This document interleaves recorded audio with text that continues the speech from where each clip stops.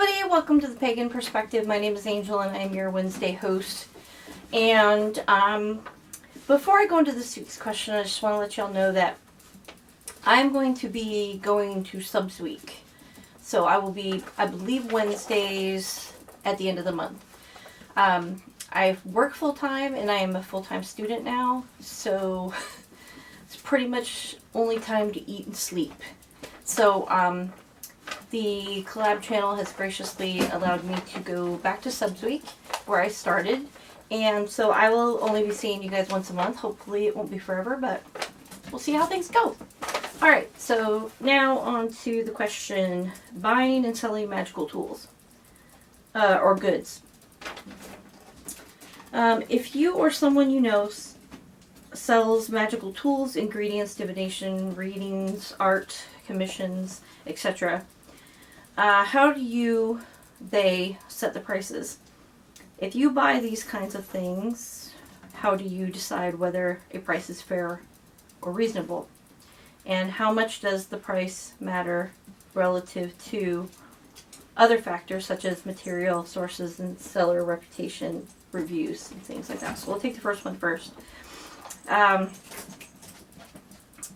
So how do you or they set the prices? I don't really know how they set the prices. I assume they set them typically how you do a business.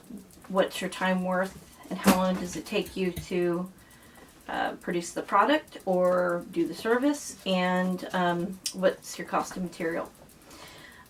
Some people also, you know, unless it's readings or such, they might, if they have, they may use part of their home in their business and they'll write that off, but that's also a cost of storing and things like that. So there probably is a lot that goes into how they determine the price of their products or their services.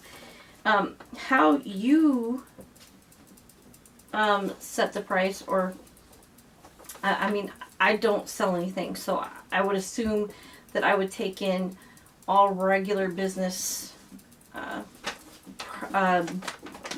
fees or charges into account when I was making a price for something. Like if I sold one of my paintings, I would look at what the container of paint cost, roughly how much I think out of that container I used, the cost of the canvas, my time, you know, what my time is worth, what I think my time is worth. Probably would go on what I get paid at work, kind of, you know, and I would devise a price in that way. I think some people basically come up with prices that are compatible with other people in the area, and maybe they didn't do all of the figuring. They just figured that's a area, you know, what people usually charge, so to be competitive they charge that amount. If you buy these kinds of things, how do you decide whether a price is fair or reasonable? You know, I think it really depends on a lot of factors. If I really, really want something and I know I can't make it, because I'll try to make it first, just because I like making stuff. If I really want something and I know I can't make it, and I'm not, you know, I'm not getting crazy. You know, I do have extra money during the month, but certainly not going to dip into like the mortgage and stuff like that. So within reason of what I feel I'm able to spend extra, I will pay quite a bit of money for things that I want. You know, I'm fortunate that I have that ability to do that because I have a good job and my husband has a good job. We don't have children. We don't have any. Well, we have lots of animals, and they are expensive, but we have a lot of leeway with our finances where some people don't. So you have to look at your actual finances too. But it's also, do you really want it? Can you make it yourself? Do you want to try to make it yourself? And also, you know,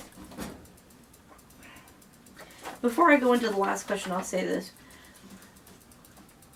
I recommend people to make their own magical tools and goods and things like that.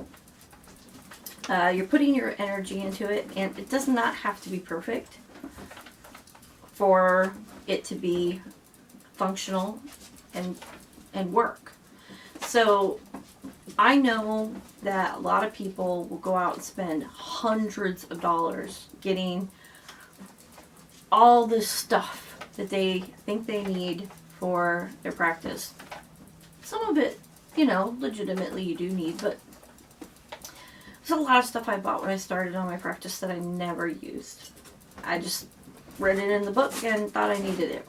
So be practical. And another thing I found that I like better than buying something new a lot of the time is I like buying used stuff and stuff that's not, that was originally sold for a different purpose, and I use it for my purpose.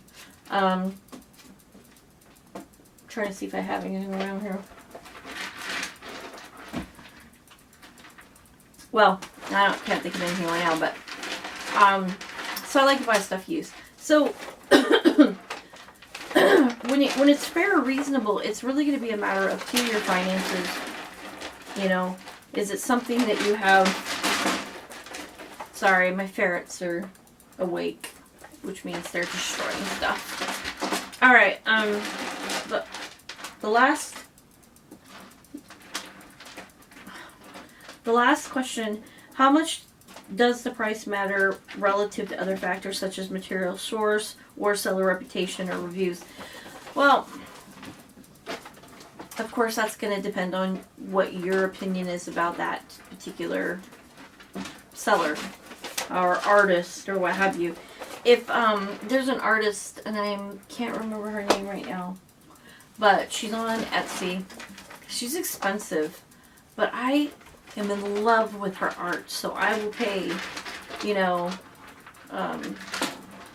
kind of a ridiculous amount of money for 8x10 of something she did. I like eclectic things in my house. I don't like things being the same. I generally don't buy furniture that all matches. You know, I like that it's different. So, and her art is very different. So I like to buy that, and I can't make it. So, she's becoming, I think, more popular. But I know her art is beautiful. So,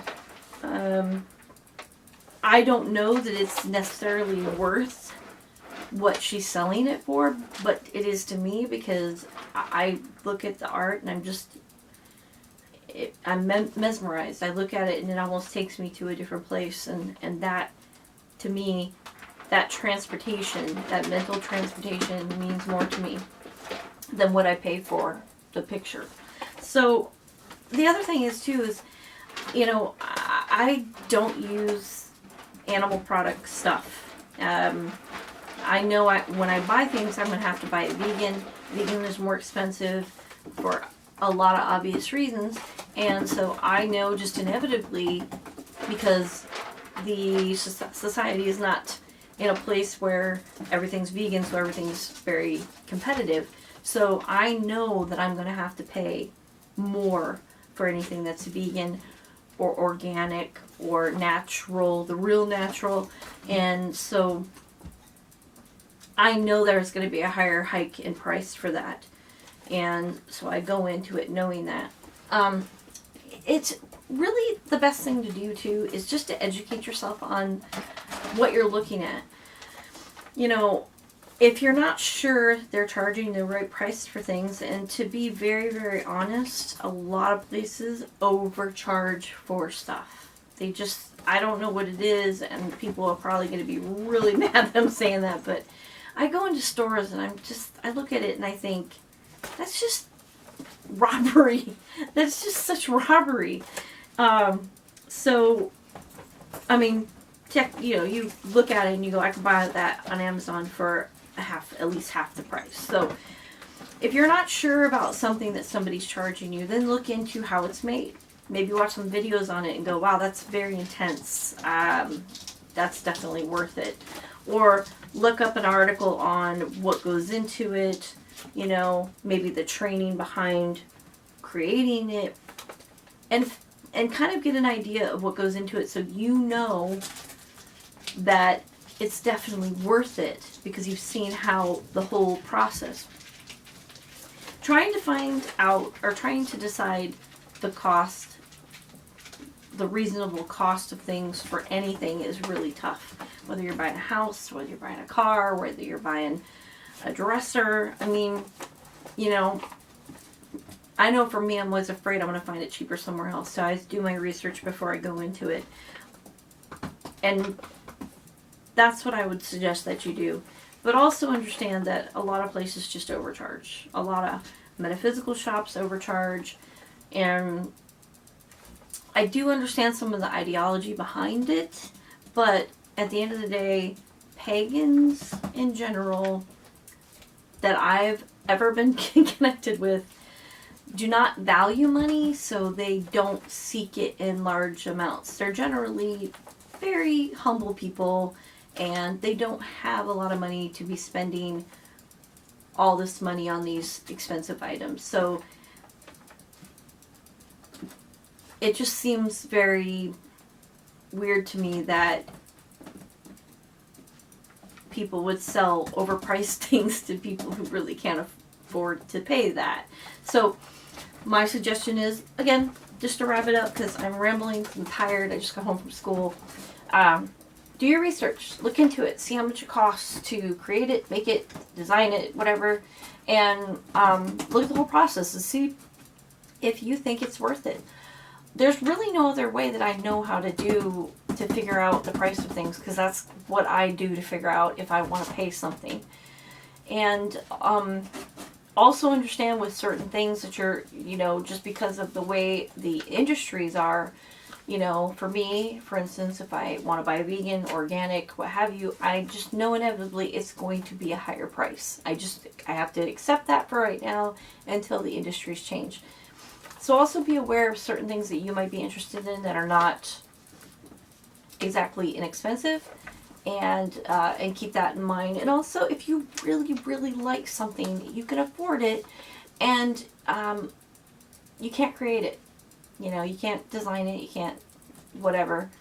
Then pay the price. You know, it's worth it. And I'm of the mindset that experiences are always worth the money. So if you're going to get a reading from somebody that you're really excited to get a reading from, but they're a little expensive, but you've heard great things, you know, weigh your pros and cons, that sort of thing. Anyways, I hope this helped. If you guys have any questions, please leave them down below.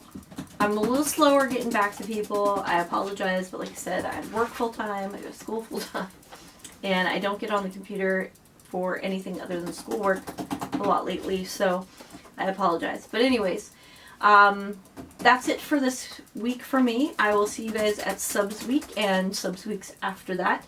And thank you everybody for watching my videos for however long I've been doing regular hosting. It's been a while. And I appreciate your comments.